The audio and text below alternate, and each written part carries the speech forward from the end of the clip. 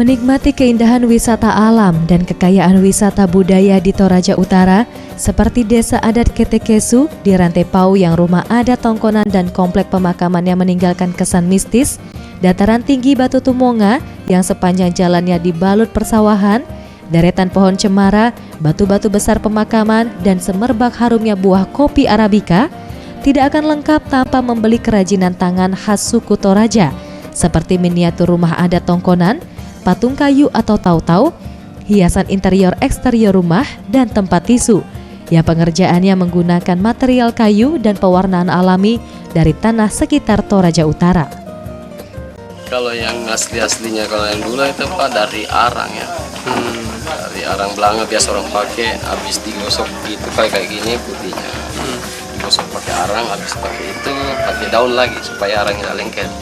Gosok pakai daun panopi namanya atau bahasa Indonesia apa.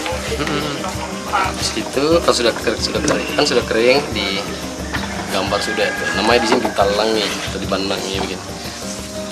Ya, ukur dulu sininya baru kita ukur yang apa-apa yang mau dipikirkan, yang mau diukir dalam mau ukiran rumah kah atau ukiran di sini.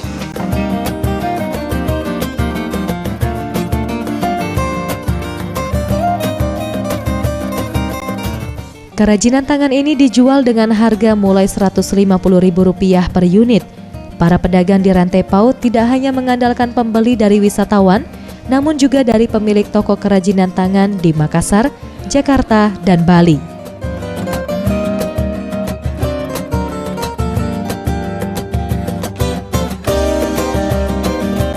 Suryana Yasa, Sriwijaya TV.